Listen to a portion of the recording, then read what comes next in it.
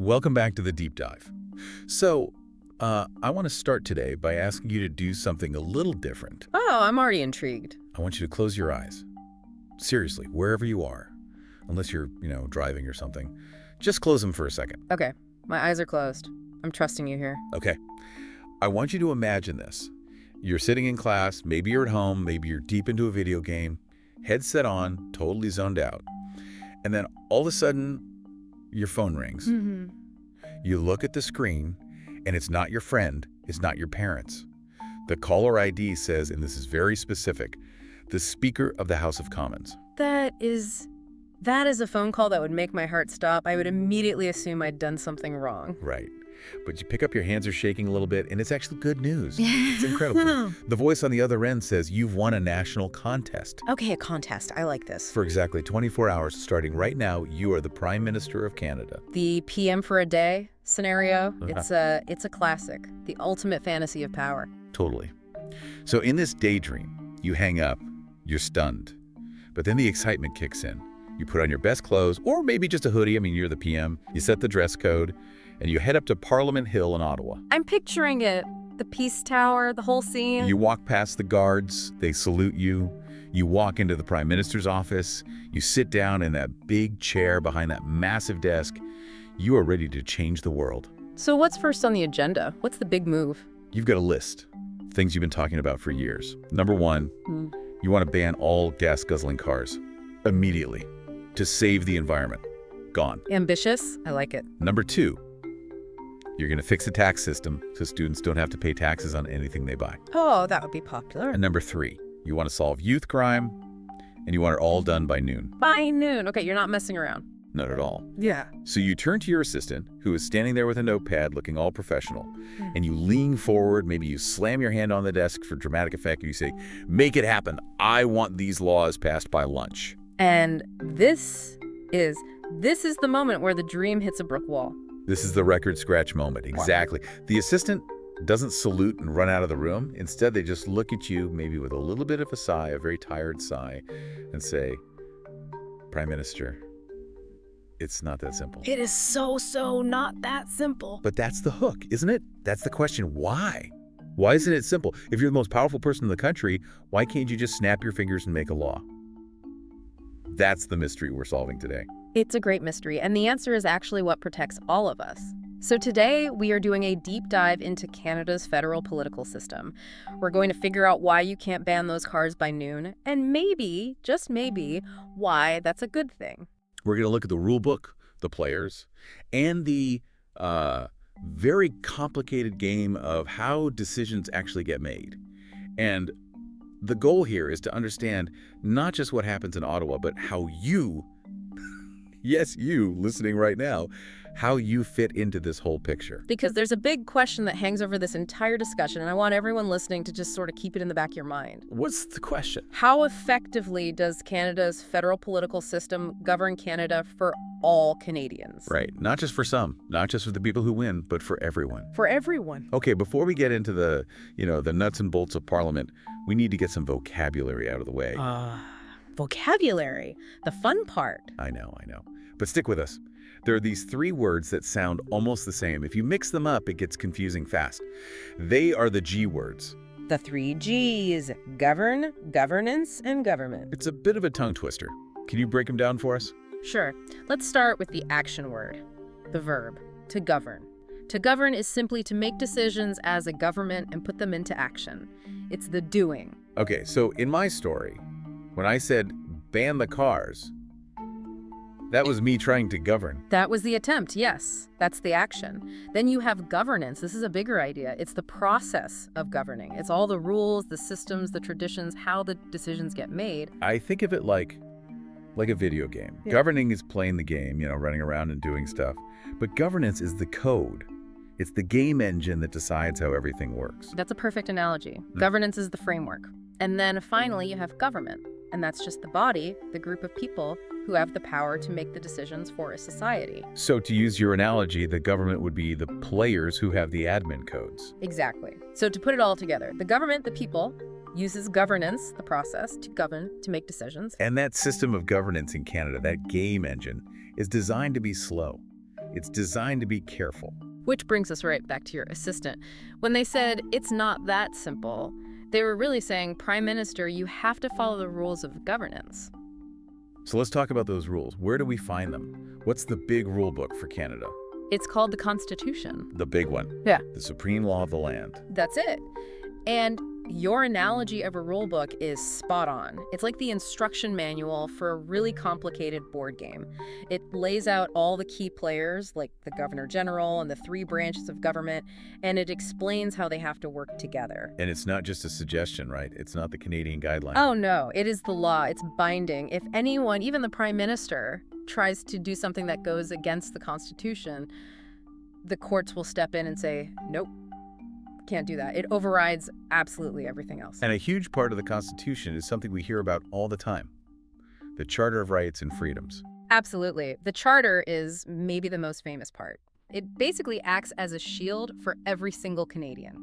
It limits the power of the government to make sure they don't step on our fundamental rights, like freedom of speech or equality. So even if the government passes a law, if that law violates someone's charter rights, it can be struck down. Exactly. The Constitution and the Charter within it is the ultimate referee. Now, when we talk about the structure of our government, there's always a little bit of confusion right at the very top. We see the Prime Minister on TV every day. But is he technically the head of state? Technically, no. And this is a throwback to our history. Canada is a constitutional monarchy. That means our formal head of state is the monarch of Britain right now, the king. But, the king doesn't live here. He doesn't vote here. He doesn't really have a say in our day-to-day lives. No, not at all. It's a symbolic ceremonial role. The monarch doesn't play an active part in governing Canada, but since they can't be here, they have a representative in Canada. And that person is the Governor General. That's right. The Governor General is the monarch's representative in Canada. Okay, so what does the Governor General actually do? Is it just a ceremonial job, cutting ribbons and stuff? There's a lot of ceremony for sure. But the role is actually critical to the system working. The Governor General is kind of a bridge. They are technically part of both the executive branch and the legislative branch. A bridge between what and what? Between the power of the state and the elected government. Their most important job is giving something called royal assent to bills. Royal assent. So that's the final signature that turns a bill into a law. Exactly. Without that signature, it's just a piece of paper. The Governor General's approval is the final step. Can they say no? What if they just really, really hate a bill? Can they refuse to sign it? In theory, yes, the power exists, but in practice, it almost never happens. If a Governor General started blocking laws that the democratically elected government passed, it would cause a huge crisis. A constitutional crisis. A massive one. So their role is mostly to ensure the whole process was followed correctly. They're the final quality check. It's interesting to think about how much the faces of governance have changed. There's that famous photo of the Fathers of Confederation from 1867. The one from the Charlottetown Conference? Yeah. And when you look at that photo, what do you see? You see a very, very specific group of people, a room full of serious-looking white men in suits, and some pretty impressive facial hair. And that really reflected the society and the governance of the time? It did, and it's amazing. The foundation they built has lasted for over 150 years.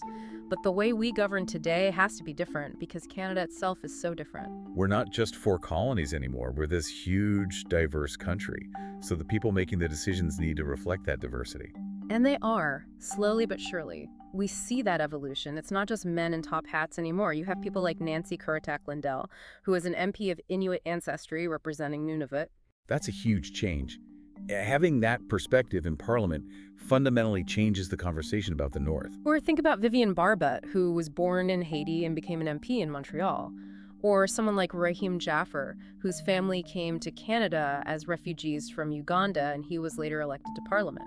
These examples are so important because they show that the players in the game are starting to look more like the actual population of Canada. Exactly. And that's not just about looking good, it's about better governance. When you have people with different lived experiences in the room, you get better, more thoughtful decisions that actually work for more people. Okay, so we have the rule book, the Constitution. Yeah. We have the symbolic head, the Governor General. And we know the faces are changing. Now let's get into the real machinery. The 3 branches of government. Yes, the executive, the legislative, and the judicial. Let's start with the executive branch. I like to call them the doers. That's a great way to put it. They're the ones driving the bus. The executive branch proposes most of the laws, they put the laws into action, and they run the day-to-day business of government. And the two main parts of this branch are the Prime Minister and the Cabinet. That's right. So let's talk about the Prime Minister. How does someone actually get that job? Because in our opening story, I just won a contest, the real process is a little harder. Just a little. And there's a really common misconception here. A lot of people think that we vote directly for the Prime Minister the same way Americans vote for their president. There we don't. We absolutely do not. To become Prime Minister of Canada, you have to successfully jump through 3 different hoops. Okay, let's hear them. Hoop number 1. First, long before a general election, you have to be elected as the leader of a political party. The members of the Conservative Party or the Liberal Party or the NDP, they all have their own internal elections to pick their leader. So you have to be the captain of your team first. Exactly. Hoop number 2. You yourself must be elected as a member of parliament, an MP, in one specific riding. So even the Prime Minister has a local neighborhood they represent. They have to worry about local issues, just like any other MP. They do. And if a party leader loses their own seat in their own riding, they can't be Prime Minister. Even if their party wins the most seats overall, it's a knockout blow. Wow. Okay, so what's the third and final hoop? This is the big one. The political party that you lead must win the most seats in the House of Commons in a general election. So it really is a team sport. Your personal popularity helps, but you can't become PM unless your team wins. Precisely.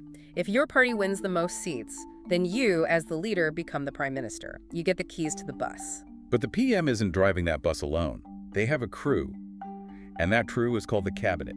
The Cabinet, yes. The Cabinet is the group of people the Prime Minister chooses to be in charge of the major government departments. And these departments are called portfolios. All right. That's the term. You have a Minister of Health, a Minister of Finance, a Minister of the Environment, Defense, Fisheries, all the big files. Where do these people come from? Does the PM just pick their friends? Well, they're usually friends, but they have to be qualified. The Prime Minister appoints them, and they almost always come from the pool of their own party's elected MPs. Sometimes a senator can be in cabinet, but it's rare. So if I get elected as an MP for the winning party, and the Prime Minister thinks I'm up to the job, I could become the Minister of Health. You could, and your job would be to run that massive department, to advise the Prime Minister on health issues, and to propose new laws related to healthcare. So the Cabinet is really the core of the executive branch. They're the ones proposing most of the new laws. They are. And this brings us back to your PM for a day story. Right. I ordered my assistant to ban gas cars by noon. And your assistant knew that the very first stop for that idea would be the cabinet room. And it wouldn't be an easy sell. Why not? I'm the boss. You're the boss, but you need your team. You would sit down at that big table, and your Minister of Industry would immediately say, whoa, wait a minute, Prime Minister. If we do this by noon, 3 major car plants are going to close. Tens of thousands of people will be out of work by dinner. Oh, right. And then the Minister of Finance would probably jump in. And they'd say, and where are we going to get the billions in tax revenue we get from car sales? How are we paying for hospitals next month if we do this? So the Cabinet's job isn't just to say yes. It's to be a reality check, to look at an idea from every possible angle. It's a filter for bad or half-baked ideas. So even the Prime Minister has to negotiate and compromise with their own team before a bill even sees the light of day. Okay, so that's the executive branch, the doers. Let's say I convince my cabinet. We come up with a more reasonable plan to phase out gas cars over 10 years. We write up a proposal. We can't just make it a law then, can we? Not even close. Now you have to take that proposal to the next branch. The legislative branch, the lawmakers. This is what most people think of as Parliament. It's made up of 3 parts: the House of Commons, the Senate, and as we mentioned, the Governor General. Let's start with the big one, the one we see on the news. Yeah. The House of Commons. The room with the green carpet. The Green Room, yes. This is the main lawmaking body in Canada. It's where all the elected members of Parliament, the MPs, meet. And we vote for these people directly. We do. Canada is divided up into electoral districts or ridings. Right now there are 338 of them. Every person in Canada lives in one. And in an election, you vote for a person to be the MP for your riding. And a key idea here is something called representation by population. Sounds complicated, but what does it mean? It's actually a really simple and fair idea. It just means that areas with more people get more MPs and therefore more say in the House of Commons. And you give us an example. Absolutely. Think about a province like Prince Edward Island. It's small, it has a relatively small population, so it has 4 MPs. Okay, 4 seats. Now think about Ontario. It has a massive population, millions and millions of people. So Ontario has over 120 MPs. Wow. So Ontario has way more power in the House of Commons than PEI does. It has more votes, yes, but that's because it has more people. The goal is to make each person's vote across the country have roughly the same weight. It's representation for people, not for land. So what do these 338 MPs actually do? From the TV clips, it looks like they just stand up and yell at each other during question period. There is definitely some yelling, but that's just a small part of it. Their main job is to debate, study, and vote on proposed laws, which are called bills. But they also have another job, right? Representing the people back home. A huge job. They are supposed to be the voice of their constituents in Ottawa, and they are accountable to those people. Accountable, meaning they're answerable to us, the voters. Exactly. If your MP does a terrible job, if they ignore the needs of your community, if they don't show up to work, what happens at the next election? They get voted out, you fire them. You fire them. That threat of being fired is what, in theory, keeps them honest and working hard for the people who elected them. Now, inside the House of Commons, you have this divide. You have the government side and the opposition side. Yes. The party that wins the most seats in the election forms the government. All the other parties, the ones that didn't win, they form the opposition. What's the point of the opposition? Is their job just to complain and try to trip up the government? It can look that way sometimes, but their role is absolutely essential for a healthy democracy. Their job is to scrutinize the government. Scrutinize.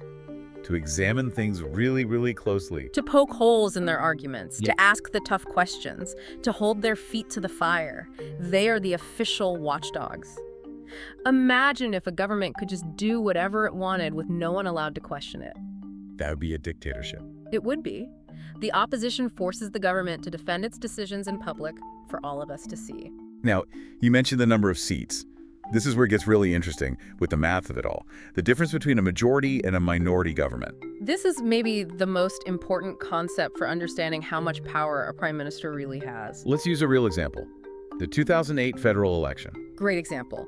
Okay, back in 2008, there were 308 seats in the House of Commons. 308 seats total. So to have a majority, to have more than half the votes, you need, what, 155? Exactly. Half of 308 is 154. To have a majority, you need 50% plus 1 seat. So 155 was the magic number.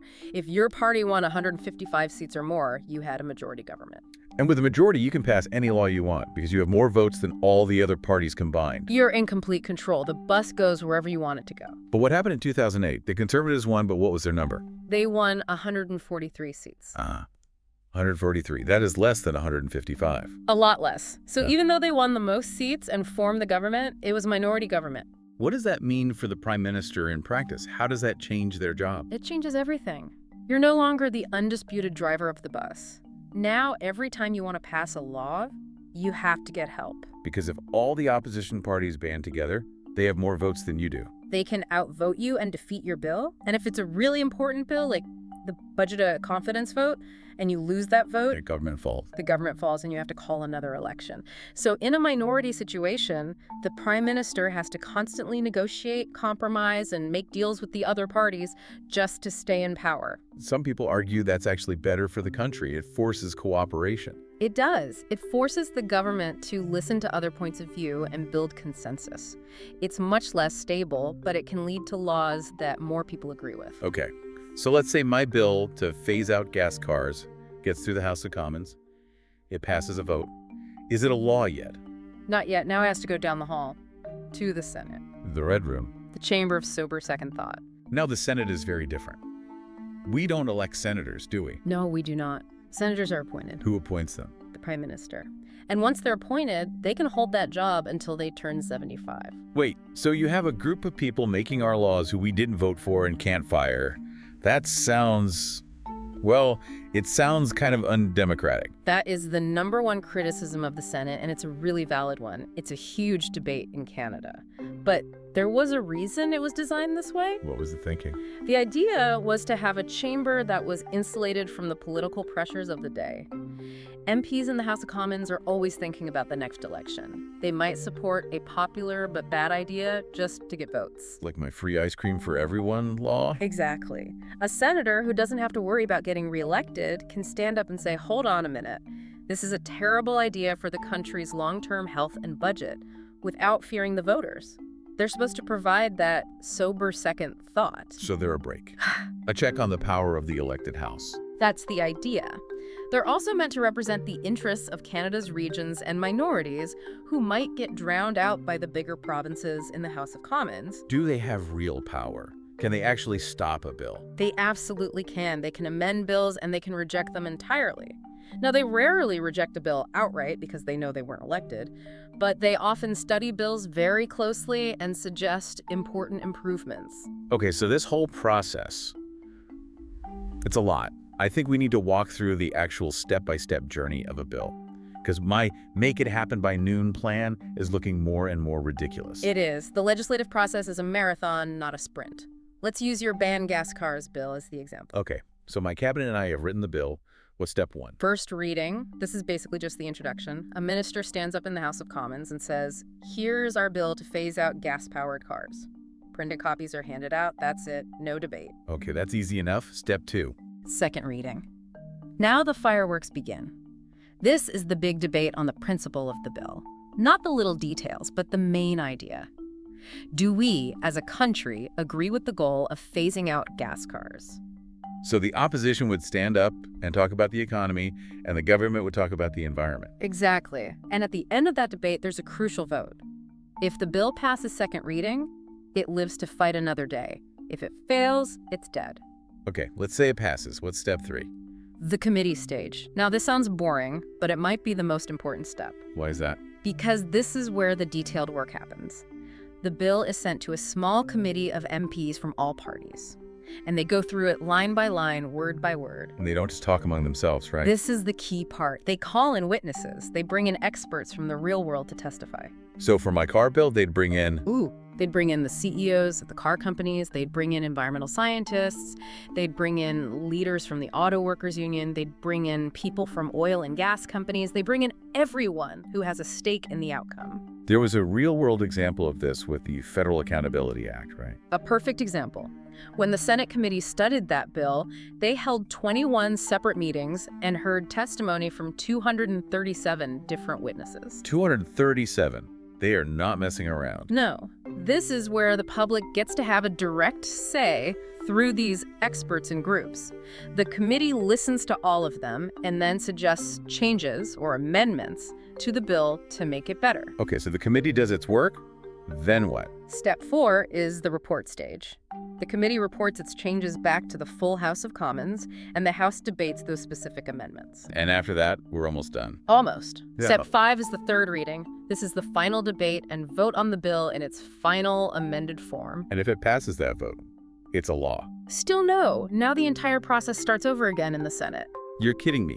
All 5 steps. First reading, second reading, committee stage, report stage, third reading, all of it happens again in the Senate. They do their own independent review. My goodness, that could take months, years even. It often does. So your noon deadline Is a fantasy. Okay. But let's say, miracle of miracles, it passes both the House and the Senate in the exact same form.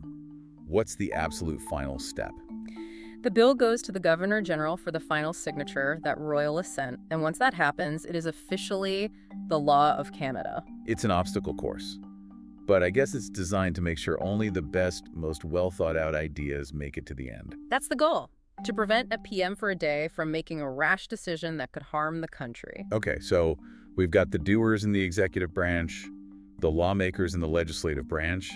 What about the third branch? What if someone breaks one of these new laws? Or what if the government passes a law that's just plain unfair? That brings us to the crucial third pillar, the judicial branch. The referees. The referees is a perfect term. This branch includes all of Canada's courts of law, and their main job is to interpret and apply the laws. And there's a really important principle here called the separation of powers. What does that mean? It means that the judicial branch is independent. It's separate from the other two branches. The Prime Minister, the Cabinet, the MPs, none of them can tell a judge how to rule in a case. Why is that separation so critical? Because if the people who write the laws also get to enforce them and decide who is guilty, you don't have rule of law, you have tyranny. This separation acts as a check on the power of the government. It ensures everyone, even the prime minister, is subject to the same laws. It prevents a politician from calling up a judge and saying, hey, my buddy got a ticket, can you make it go away? Exactly. That independence is the bedrock of our justice system. And at the very top of that system is the Supreme Court of Canada. The highest court in the land, the final say. They are the final court of appeal. Their decisions are final. And they deal with the biggest legal questions in the country, especially those involving the Charter of Rights and Freedoms. I read a little fact about them. There are 9 judges on the Supreme Court. Why that specific number? It's very intentional. It's an odd number to prevent tie decisions. With 9 judges, you'll never have a 4-4 split. There will always be a majority ruling, even if it's just 5-4. That's clever. No stalemates. No stalemates. And their job is immense. They are the ultimate guardians of the Constitution and our rights. Okay, so we've built this entire complex machine of government. But how do we, as regular citizens, plug into it? How do we even know what's going on inside that Ottawa bubble? There are a few key connection points. The first and most obvious is the media. Newspapers, TV news, websites, podcasts. Their job is to be our eyes and ears, to inform us about what the government is doing.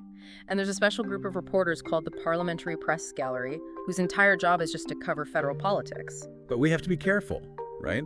The news isn't always perfectly neutral. We need to think about bias.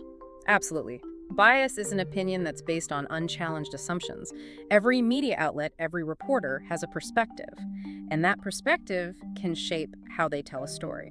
I remember the example of the sponsorship scandal back in 2004. The headlines were things like, "Watchdog slams government." Right. It was a huge story where the Auditor General found the government had misspent a lot of taxpayer money. The media used very strong emotional words like scandal and appalling. Which you could say is biased. But at the same time, isn't it the media's job to Right. hold the government accountable? That's the tension, exactly. It's a watchdog role. Without the media digging into that story and using that strong language, would the public have gotten as angry? Maybe not. So you have to be a critical consumer of news. Always ask, who is telling this story and why are they telling it this way? Okay, so the media is one connection. What's another? Another one is lobbyists. Now that word lobbyist has a pretty bad reputation. It makes you think of secret backroom deals. It can have that connotation, but really, a lobbyist is just a person who is hired by a group to influence MPs and government officials. And it's a normal, regulated part of our democracy. Who hires them? All sorts of groups.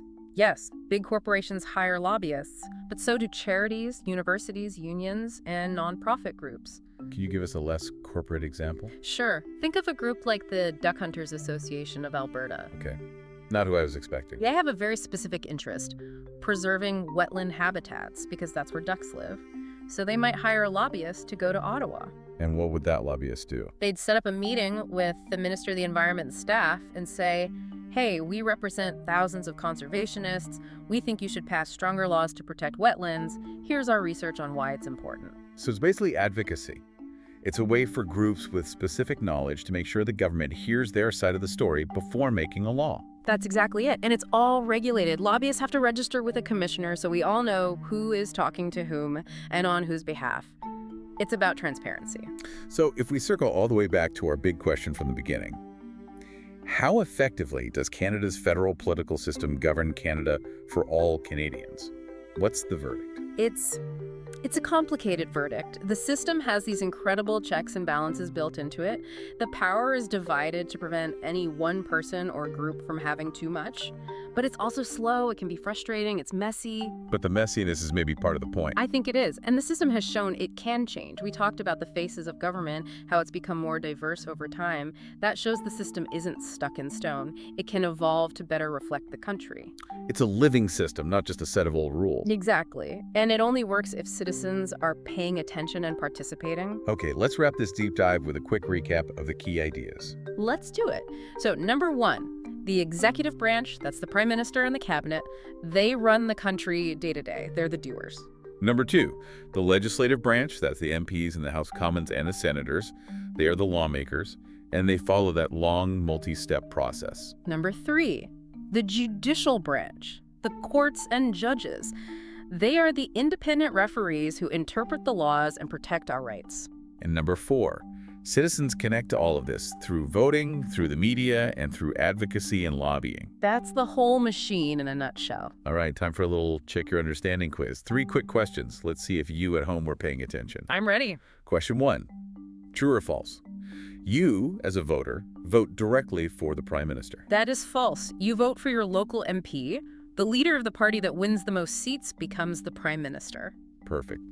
Question 2, which branch of government acts as the independent referee and includes the Supreme Court?